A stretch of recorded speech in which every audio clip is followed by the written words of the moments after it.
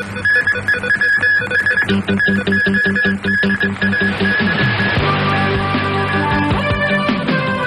議會選舉投咗票嘅選民多過上屆近30%，個別選區嘅競爭特別激烈，同七一效應有關。即將訪美嘅溫家寶要求美國反對台獨。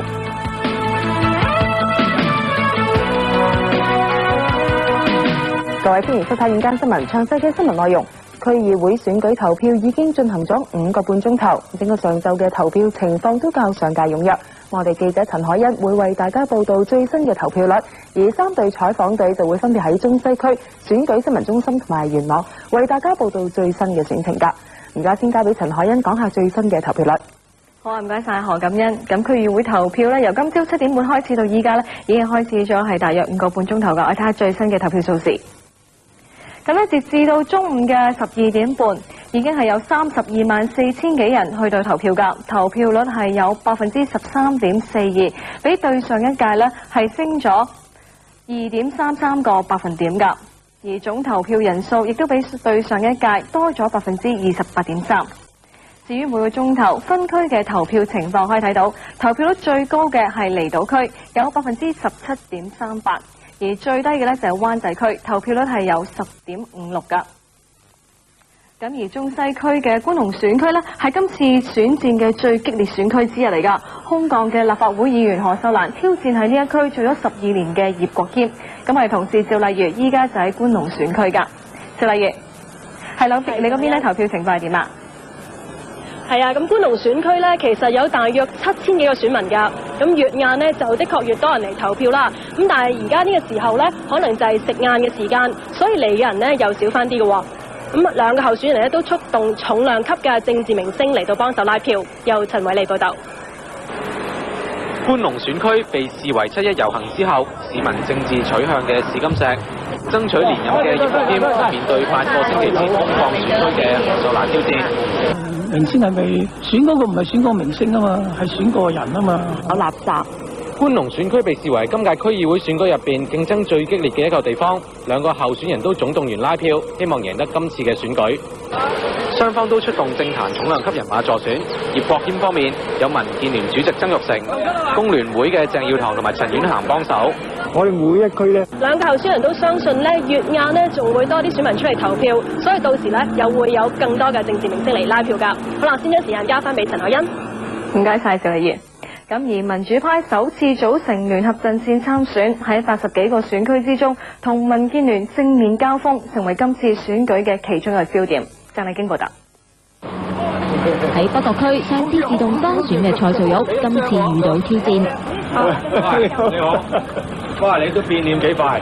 對手梁國雄追住嚟幫手拉票嘅民建聯主席曾鈺成要求對質。反失業貧窮，踢走保皇黨。點樣反失業貧窮咧？你做過啲幾多嘢反失業貧窮㗎？北角一直都係民建聯嘅根據地，獨立候選人黃成光亦都加入戰團。佢話知名度雖然稍遜，咁但係一樣信心十足。咁市民又點揀呢？7·1遊行係對我好深刻咯，其實對我即係對於個政府嘅訴求係好深刻咯，其實係。咁點樣影響你投票咧？我覺得7·1遊行係特別係俾我哋關注到，其實呢個社會我哋好多嘢我哋都好想去訴求。因為區議會嘅主要任務係區入邊嘅事務，注重係區嘅議會嘅事務，所以我投對區議會有貢獻嘅人。喺耀安村前線派出丁士元挑戰做咗多年區議員嘅民建聯嘅黃增啟，立法會議員劉慧卿一心嚟助選，結果換嚟噓聲四起。為香港不亂啊！賣國賊。而一班中學生雖然未到年齡投票，亦都積極參與，幫部分嘅候選人拉票。佢哋表示要透過實踐學習民主。無線電視記者鄭麗京報道。而喺另一個選區元朗下村呢，朝早已經有唔少嘅村民去到投票㗎。咁我哋同事黃淑玲呢，就喺投票站外面㗎。黃淑玲，係啊，大家好啊！而家就食飯時間啦，食飯時間投票情況係點啊？陳凱欣啊，其實咧可能唔少嘅村民咧已經食過午飯，咁所以咧嚟到下村呢個投票站投票嘅選民咧又明顯多翻一啲。咁其實咧下村呢一度咧大約有5000個選民㗎。咁而家3個候選人嘅助選團咧都喺票站外邊。咁不過咧佢哋嘅拉票策略唔係大叫口號或者係落力咁樣派傳單，而係安排專車接載選民去到投票站。喺下村，唔少選民等票站一開門就嚟投票。候選人用私家車同的士載選民過嚟。好嘅。仲揾人扶住公公婆婆入去票站。由於下村呢一個票站係由3個貨櫃改裝而成，多人嘅時候仲要排隊先入到去投票。而喺同區另一個票站，有候選人甚至揾架豪華房車載婆婆去投票。今日嚟呢度做乜嘢啊？去投票啊！投咩票啊？我都唔識。不過亦有選民話，一早已經諗定人選，唔會因為候選人嘅拉票活動而影響佢哋嘅投票決定。我諗唔係關係嚟嘅呢樣嘢嚇。咁應該關乜嘢事呢？我哋係覺得佢做嘢做得好，咁我哋咪投佢咯。咁候選人相信呢個選區嘅選情到黃昏嘅時候會最激烈。喺下村呢一度呢，3個候選人呢都係冇政黨背景㗎，咁而且呢仲係姓鄧，都係同村兄弟嚟嘅，咁所以佢哋嘅助選團呢拉票嘅情況明顯呢係冇一啲有政黨背景或者有政黨之爭嘅選區咁激烈。咁至於呢喺選舉新聞中心呢，今朝早呢都有2位高官呢到過嗰度，同事黃家俊呢而家就喺嗰邊㗎。咁黃家俊交俾你講下嗰邊嘅情況。好啊，唔該。咁其實今朝早啦，就係選舉管理委員會主席胡國興法官啦，同埋政制事務局長林瑞麟就嚟到新聞中心呢度㗎。咁佢哋話啦，係滿意今朝早嘅投票率。咁我哋而家就係請到啦，係嶺大公共管治研究部主任啦，係李彭廣教授分析下啦，係今朝嘅投票率㗎。係李教授，咁睇翻其實今朝早嘅投票率啦，對比翻上屆嘅同時段咧，其實都係有上升嘅。你點樣睇嗰個上升嘅原因？我諗最主要呢次嘅區議會選舉咧，係響7·1呢個大遊行之後咧，係表示咗即係社會嘅人士，尤其係依家即係多咗出嚟投票嘅人咧，係對政府嘅即係施政嘅不滿咁樣。咁希望透過呢個選舉啊，雖然係一個即係區議會嘅層面選舉，但係佢想表達佢哋嘅心聲。其實你點即係睇嚟緊晏晝嗰個走勢？你預期嘅今年嗰個投票率咧，其實會係去到即係幾多度咧？同埋嗰啲票其實嚟自邊啲人？有啲人就話嚟自一啲後生仔啊，或者你同唔同意呢個講法咧？我諗全日嘅投票率咧係即係相當大機會超過40%嘅，咁呢個係即係一個記錄嚟嘅。至於出嚟投票多咗咧，我諗係呢個中產階級會比較多啲。當然年青嘅嗰個比例會加大咗，但係即係唔及呢個即係中產階級嘅呢個選民咧出嚟投票嘅嗰個數量為多嘅。咁既然你預期咧嗰個係即係投票率去到40%咁高啦，其實會唔會對即係將來政府喺嗰個係政改檢討方面、改革嗰個步伐方面係即係有影響加快咧？呢個真係視乎咧多咗出嚟投票嘅人咧，佢嘅最後嘅一個支持嘅對象係邊嘅人咁樣。如果係屬於即係親政府嘅政黨咧，咁當然政府壓力就比較細。但係如果佢哋嘅投票對象係一個即係反對派嘅政黨嚟講咧，政府係會承受相當大嘅壓力。好啊，唔該你。咁其實政府就話啦，今次個選舉嘅投票率咧，係會對將來嘅政制改革檢討咧係步伐有影響㗎。選舉管理委員會主席胡國興法官朝早到九龍灣嘅選舉新聞中心視察運作情況。咁佢之後話滿意各區嘅投票率。可能宣傳做得好啦，知道今日1123啦嚇，我哋都帶住個牌。有可能咧係啲候選人啦，同埋佢哋嘅助選團咧好落力。有可能咧係選民咧比較咧係中意出嚟投票咧而家。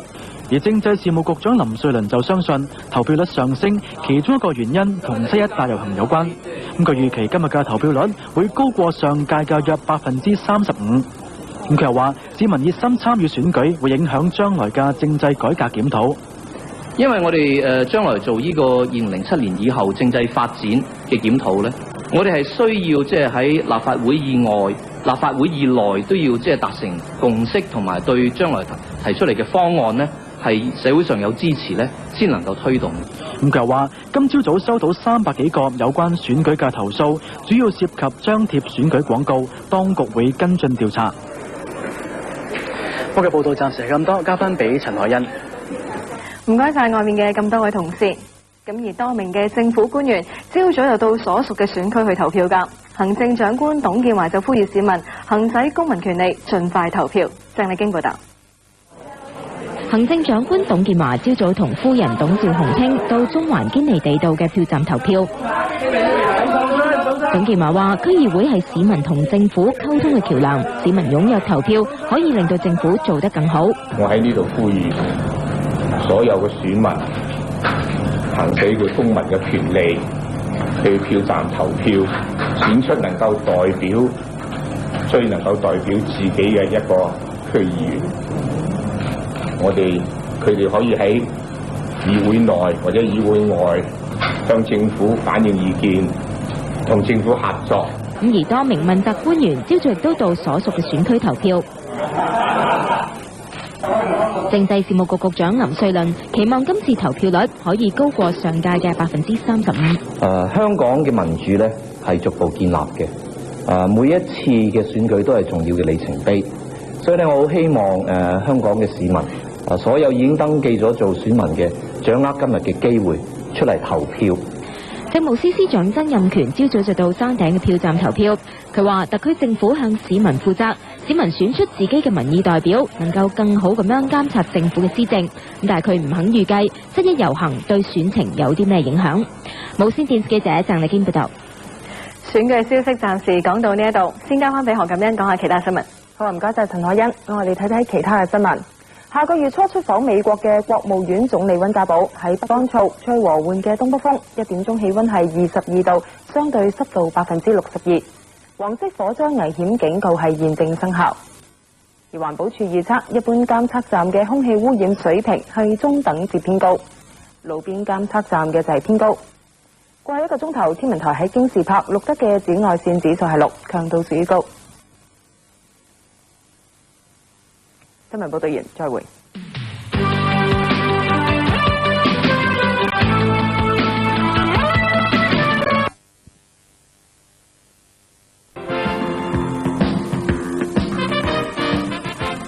各位觀眾，繼續為大家報道區議會嘅選舉最新情況。咁區議會選舉投票咧，由今朝早到依家咧，已經進行咗6個半鐘頭噶啦。我哋睇下最新嘅投票數字。截至下晝嘅1點半，投票率咧已經係達到16.25%，比對上呢一屆嘅同一時段係升咗2.84個百分點。而總投票人數咧就有392000幾人，比對上一屆多咗28.5%。至於每個鐘頭嘅分區投票情況可以睇到啦，投票率最高嘅係離島區20.83%，灣仔區就最低㗎13.32%。咁呢，而選舉管理委員會呢，今日至少係收到369宗嘅投訴，而喺黃大仙嘅翠竹選區助選團就發生爭執。咁其中一個候選人嘅助選團想進入翠竹一個商場拉票，被另一名嘅候選人嘅助選團就阻止，雙方曾經口角，並且有人喺屋邨內遊行抗議。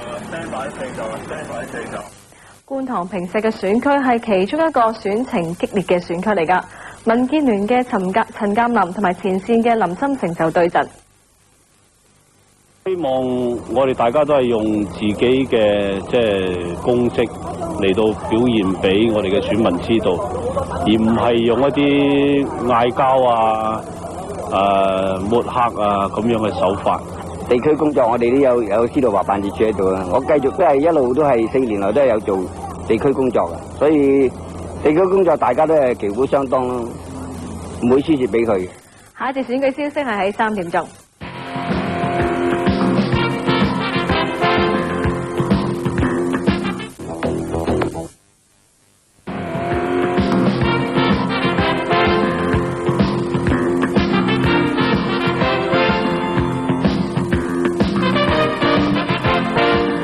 各位觀眾，繼續為大家報道區議會嘅選舉最新嘅情況㗎。咁投票由今朝早到依家咧，已經進行咗7個半鐘頭㗎啦。我哋睇下最新嘅投票數字。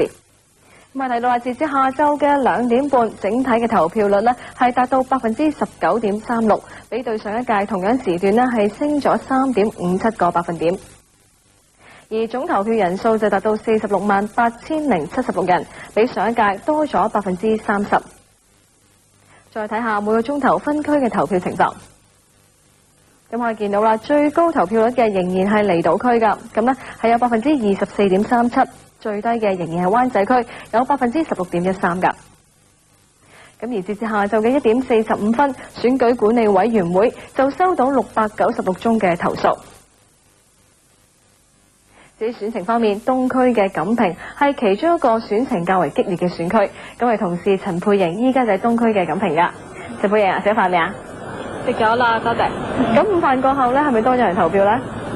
咁其實咧，午飯之後咧就唔係特別多咗選民嚟呢一度投票㗎，咁人流咧都係同朝早差唔多。不過咧，東區錦屏呢一度嘅選情咧都幾激烈㗎。咁上屆自動當選嘅蔡素玉咧，今次就遇到2個挑戰者，咁包括咧4五行動嘅梁國雄、獨立候選人黃成光。咁角逐連任嘅蔡素玉咧就出動咗民建聯嘅主席曾鈺成咧幫手拉票。咁而梁國雄咧就用咗另類策略，咁就係向咧對方嘅助選團咧派傳單㗎。咁而黃成光就話咧，雖然自己知名度較低，咁但係咧仍然有信心勝出㗎。咁東區錦屏呢一度啦，咁啊選民咧就大約有8000幾人啦。咁下晝咧嚟排隊投票嘅人咧就唔係特別多。咁暫時咧投票率係18.1%㗎。咁將時間交翻俾陳海欣啦。唔該晒佩瑩。咁下一節嘅選舉消息喺4點鐘㗎。